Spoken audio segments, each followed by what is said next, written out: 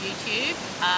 It's been a long hiatus and we're going to try and be better at actually doing videos regularly.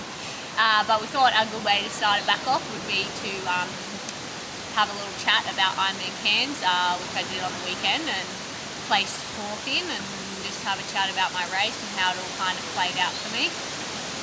So obviously this was like the first proper race for me in the pro series after DNFing it at Geelong with like my injury and sickness. So I think going into the race I probably had higher expectations than I potentially should have, because I was kind of injured and then sick and didn't really get into proper training until towards the end of April. So I had about a really good 6 weeks of training leading into Cairns, but I guess it was just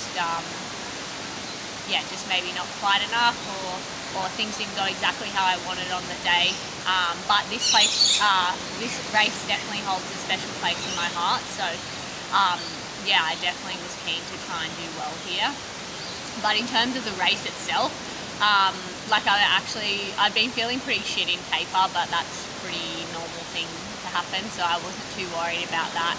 And training had gone as well as what it could have, really, considering everything. So I got up here 10 days before because it's really cold in Canberra at the moment. At home it was like -4 I think the night that I left. So I got up here early, 10 days early, just to make sure that I was okay with the heat and just to kind of chill out, have a bit of time for myself, which was really good. I really enjoyed it. I've trained up here before, so it was nice just to ride on familiar roads and go to the local coffee shops and stuff like that. But in terms of the actual race, I got into transition race morning and I had a hole in my tyre, like a really small one in the side wall, and this was the first race that I was running tubeless, and just couldn't get it to seal because it was in the side wall. And thankfully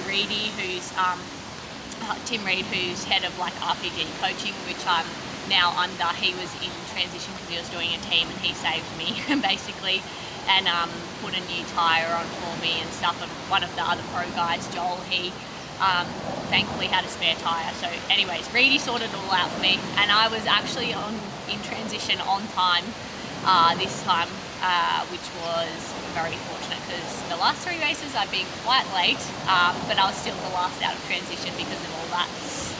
So I was definitely a little bit stressed with that, but I still managed to get home, get down to the start in time to get my wetty on and everything.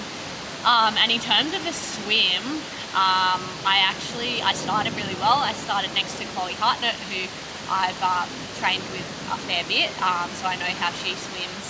And I started off, and the really fast swimmers like Beth and Lottie and Hannah, I knew obviously I was nowhere near keeping up with them. But I actually managed to get in a group with Regan, Chloe and Jackie Herring, which I've never swum with those girls before. And I was at the back of the group, but I was feeling pretty comfortable, and it was a super choppy swim. The times were 2 to 3 minutes slower than previous years just because of it being so choppy. So I stayed with them until about the 3K mark, and unfortunately we started going through a whole heap of age groupers because we come back through for the second lap, and just on a couple of turn buoys and stuff I just dropped off the back of them, and then I was just kind of fighting my way through the age groupers and got caned at a couple of turn buoys. So I lost 90 seconds to them in a K, which obviously is quite a lot, but I was still pretty happy with that because I was still very I was shit, I'm actually swimming with these guys, I'm swimming good, because I know how they swim in the pool and I definitely don't swim that good. And one of the things I did this time is I actually rolled down my suit underneath my wetsuit, and I've never done that before, and I just felt way looser in the shoulders, and I was able to get into my stroke and stay relaxed, which is one of the main problems I have. So I'll definitely be doing that in future races. And then I got out onto the bike. So I came out of the swim in 8th place, I think, and I was 6 minutes down from the leaders, which is basically the best I have come down off the leaders in an Ironman pretty much. And the good thing is that Lottie and Becca were here, and they're two of the best swimmers. Like, they always swim with the front group at Worlds and stuff like that. So I knew that I'd had a good swim for me. And then I got onto the bike, and like, my tummy was a bit unsettled, and I was desperate for a drink of water because I'd swallowed a fair bit of salt water just because it was choppy. And it was like quite a while to the first aid station. Anyway, so I had my bottle which had some carbs in it and also some sodium, which, yeah, probably lots of you at home are now thinking, you idiot, you didn't need any more sodium, and I didn't even think about it at the time. And so I had that bottle, and then I just started feeling like pretty sick, and tried to get some water on because I'd realised, like, the mistake I'd made. I'd had too much sodium. And then, so I tried to get some water on to get that electrolyte balance back in. But yeah, I was still feeling pretty cooked. My legs were not feeling great, which I kind of expected. Like, I knew that would take me an hour and 90 minutes to get going in the ride. Anyways, and then I just chucked everything up like biggest projectile vomit, which is probably an age-old story for me in Ironman at the moment. So I had a few hurls, got rid of everything, and then I kind of just let my stomach settle.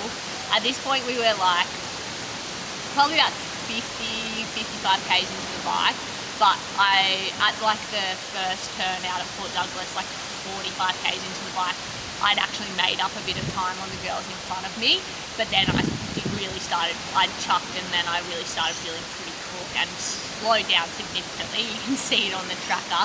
So from like 50 k's to 75 k's, I lost a lot of time. I lost like 4 minutes in that amount of time, which is obviously a lot. And that was straight into the headwind on the way back.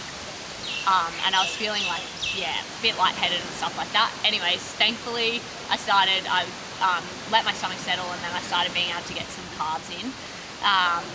And then I was starting to absorb them, and then finally about 110 k's into the bike or 100 k's in, I started feeling better. And then I could see on the turnaround points that I was like not losing any more time to the girls in front, at least. And at this point I was still riding solo, classic me. I'm always between groups, and I was riding solo the whole bike pretty much. And yeah, but I could see Chloe in front of me, like she was only a couple of minutes up the road. So I was like, alright, I want to try and catch up to her, because the race here at Cairns always has like quite a big headwind coming back into town for the last like 60 k's. And it was like probably the worst it's been in 5 or 6 years, like in terms of, I think there was up to 50 k an hour wind gusts, and like an average of like 30 k's an hour, which you're basically going smack bang into. So yeah, I started feeling better. I started pushing better power. You can actually see on my power file, I go like, okay, and then there's like a massive dip, and then I go like, okay, for the rest of the day. And so yeah, I caught up to Chloe. I'd like, at this point I'd kind of accepted like that it was pretty much gonna be that this is like, you're just getting a cone of slot, because like I was definitely not riding well enough to be in contention for the podium, and I didn't really deserve to be in contention for the podium. So yeah, I caught up to Chloe, and then I caught up to her with like maybe 40 k's to go, and I said, do you want to just take turns? We'll take 5 minutes on the front each. We've like ridden together so much, so it was actually so nice to ride with her, because we're pretty similar, and also that's pretty much the worst bit of the course in terms of the headwind, so it was nice to have the company for that as well. And so, because I was feeling better, I was like, okay, like my run might be alright here. And 2 years ago, though, the same thing happened to me, except I actually rode worse than I did on the weekend, and then I ran okay still. So yeah, I got off the bike, and I actually felt pretty fine, like going into transition, and had a relatively quick transition, so I came out ahead of Chloe. And then yeah, just got to work on the run sort of thing, and I was a bit more aware of pacing on the run than what I have been previously, because usually I'm pretty tired by that point, but I was actually not feeling too bad. So at Cairns it's like a 10.5k lap, so 10.5k laps, which is really fun because the atmosphere is awesome, and I was really lucky. I had heaps of like a big support crew here. I had my in-law side of the family, and then my side of the family, and then my manager Davey also came up, which was awesome, and also my new coach Liz, she was up here. So they're kind of the fact that I had lots of people here cheering me on definitely got me through the bike, because yeah, I certainly contemplated retirement a few times out there because I was not having a good time. But once I got on the run, I was having a good time. I ran like, I think I averaged 4:05 pace for the first lap, and then 4:10 for the second lap. My aim was sort of to like stay around that 4:10. We thought I could run that if I had a pretty decent day. So I went through the first half mara in 1:27, so that's like on pace for 2:54 mara. And yeah, obviously the classic fade in a marathon, there's not many people who can negative split it. But I caught up to Beck, who was in front of me, so I moved up to fifth place. And then I was like, thought that was pretty much going to be it, because the podium girls were a fair way off. They were still like, 8 to 10 minutes in front of me, and because of the way the course is out back in some bits, you can definitely see where they're going, like where they are. And I could tell I was running about the same as Jackie Herrick, who was leading the race, and then was running a little bit faster than all the other girls in front of me, but not fast enough to make up heaps of time. But then, I started managing to close the gap down to Regan, who was in 4th place. And I saw my coach Liz on the 3rd lap, and she was like, "You're running really well, but how are you feeling?" And I said, "I'm definitely starting to get a bit tired now." And she was like, "Okay, well, just like catch up to Regan, and don't give her any chance to come back, and then just sort of try and switch off the gas until the finish line, because I've got more racing to do, and I wasn't going to get on the podium." But in saying that, I still ran pretty solid, and that only really cooled my jets in the last like 5Ks really. But I was also pretty tired by then, so who knows if I could have run faster. But anyways, I did a PB marathon 2:58, which is awesome. 2 minutes faster than previously, and like I feel like that was definitely kind of just scratching the surface a little bit. Like I feel like I definitely have more in me to run faster, and that I was being conservative on the run a little bit, because I knew I wanted to get that kind of slot locked in. So that's pretty much it. Like Lottie, Jackie and Hannah had an amazing race, and I think they all worked together really well. I was happy for them to be able to put on a really good show for everyone, because they ran shoulder to shoulder for a lot of the run. I was obviously sad not to be there, but I didn't deserve it on the day. I was pretty disappointed when I sort of finished. Actually, I was a bit happy, because I was like, thought my career was over, and that I was not even going to get like a Kona slot while I was on the bike. So I was really proud of myself for coming back from that, and I think I did actually deal with most of my disappointment at not going well on the bike, because I was had 4.5 hours to think about it to myself.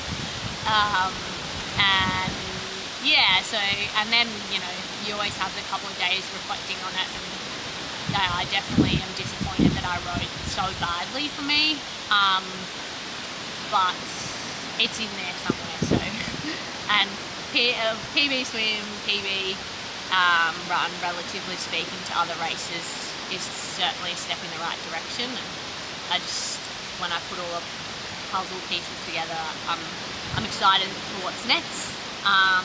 Which for me is I'm having a bit of a swing at the Pro Series, a late season swing.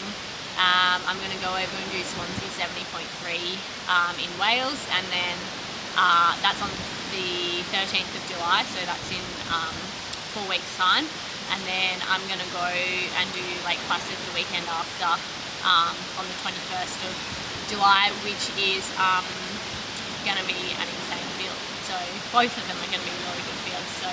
I'm looking forward to testing myself over there and trying to finish as close to the winning time as possible for the Pro Series. But yeah, hopefully you enjoyed the little recap, and yeah, I'll see you in more videos because we're going to be better at doing them, and we're going to hopefully document everything really now, like for the rest of the season for me, especially leading into Kona, because that's going to be an exciting camp, and yeah, I'm really excited to actually be going back to Kona again. Peace!